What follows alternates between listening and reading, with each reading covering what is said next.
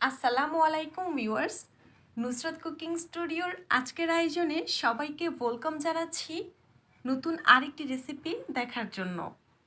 আজকের পর্বে তালের ঝিনুক পিঠার রেসিপিটা শেয়ার করব।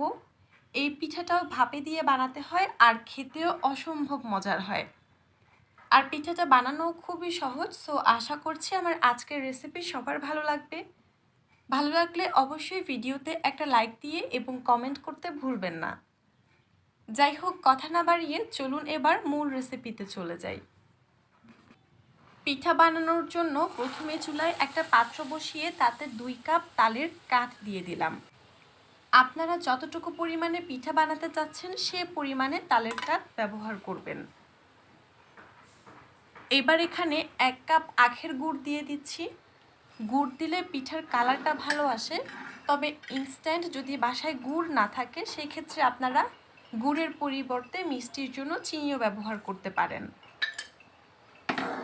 এবার এখানে 1/3 কাপ দিয়ে দিব কোরানো নারকেল। সেই সাথে দিয়ে দিচ্ছি পরিমাণ মতো লবণ। এইবার সব কিছু একসাথে খুব ভালো করে নেড়েচেড়ে মিশিয়ে তালের রসটা খুব ভালো করে জাল করে নিব। যতক্ষণ না পর্যন্ত তালের রসে বলক আসতে শুরু করবে ততক্ষণ পর্যন্ত এই রসটা জাল করে নিতে হবে।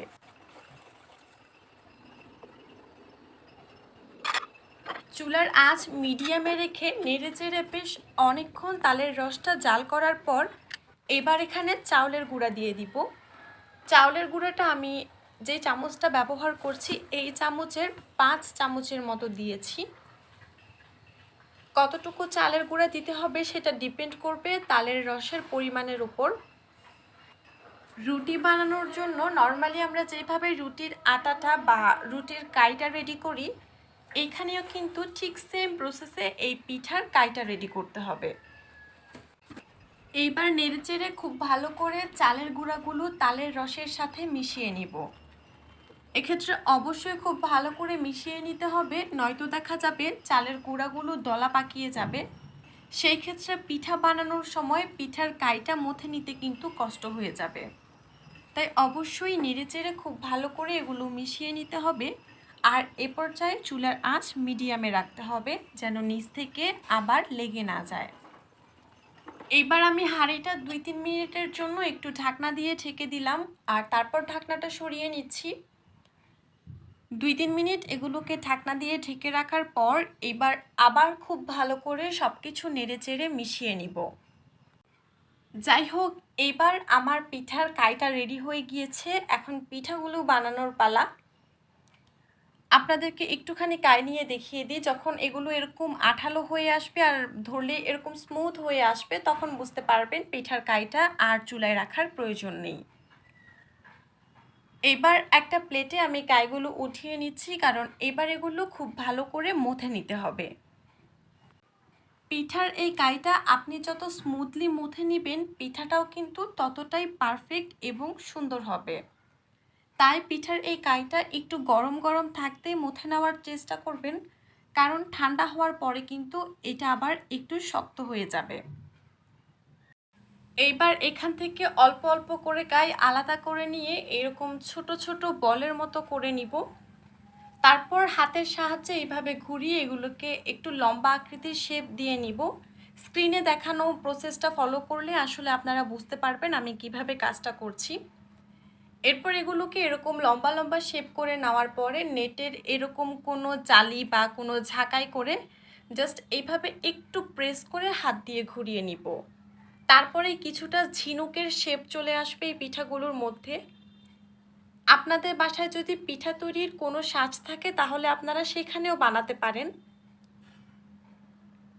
জাস্ট এইভাবে করে হাত দিয়ে একটু প্রেস করে ঘুরিয়ে নিলেই হয়ে গেল। খুবই ইজি প্লাস সিম্পল একটা প্রসেস কিন্তু। আর এইভাবে করে পিঠা বানালে পিঠাগুলো দেখতেও ভালো লাগে। আমি এভাবে করে সবগুলো পিঠা বানিয়ে নিচ্ছি। আর আপনারা চাইলে পিঠাগুলো আরেকটা প্রসেসেও বানাতে পারেন। সেই ক্ষেত্রে যেটা করতে হবে, পিঠার 2টা পাশ অর্থাৎ 2 সাইডের অংশ একটু সরু করে গোল করতে হবে। আশা করি আপনারা আমার কাজটা দেখে বুঝতে পারছেন। এইভাবে সাইড থেকে একটু সরু করে নিয়ে তারপর ঠিক আগের প্রসেসটা ফলো করে এইরকমভাবে একটু প্রেস করে নিব, ব্যাস এটাও হয়ে গেল। এই পিঠাটা যেরকম হবে এটা সাইড থেকে একটু সরু হবে আর আগের পিঠাগুলো একটু লম্বাটে শেপের হবে। যাই হোক, যার যেভাবে সুবিধে মনে হয় বা যার কাছে যেভাবে ভালো লাগে সেভাবে করে বানিয়ে নেবেন। সবগুলো পিঠা বানিয়ে নেওয়ার পর এবার পিঠাগুলো ভাপে দেওয়ার জন্য চুলায় একটা পাত্রে পরিমাণ মতো পানি দিয়ে তার উপর একটা স্ট্যান্ড বসিয়ে দিলাম। এরকম ছিদ্রযুক্ত যে কোনো স্ট্যান্ডে আপনারা পিঠাগুলো বানাতে পারেন। তো তার উপর আমি একটা সুতি কাপড় ভিজিয়ে বসিয়ে দিয়েছি। কাপড়টা কিন্তু অবশ্যই আগে একটু ভিজিয়ে নিতে হবে, তারপর ওপর থেকে এইভাবে ছড়িয়ে দিতে হবে। এবার এর মধ্যে একে একে সবগুলো পিঠা দিয়ে দিব।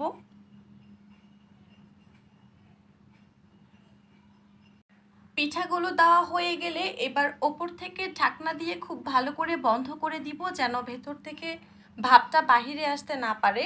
আর তারপর এভাবে পিঠাগুলো ভাপে রাখবো 15 থেকে 20 মিনিটের মতো। 20 মিনিট ভাপে রাখার পর এবার ঢাকনাটা সরিয়ে নিচ্ছি। আর এরই মধ্যে গরম গরম ধোয়া ওঠা পিঠাও রেডি হয়ে গিয়েছে। এবার শুধু এই পিঠাগুলো নামিয়ে নেওয়ার পালা। এই পিঠাটা কিন্তু চাইলে 2-3 দিন রেখেও খাওয়া যায়, আর পিঠাটা খেতেও অনেক মজার। আই হোপ আপনাদের কাছেও ভালো লাগবে। সবাই অবশ্যই বাসায় ট্রাই করবেন, আর ভালো লাগলে কমেন্ট করে জানাবেন। সো আজকের মতো এখানেই বিদায় নিচ্ছি। সবাই ভালো থাকবেন, সুস্থ থাকবেন। Thank you for watching my video and আল্লাহ হাফেজ।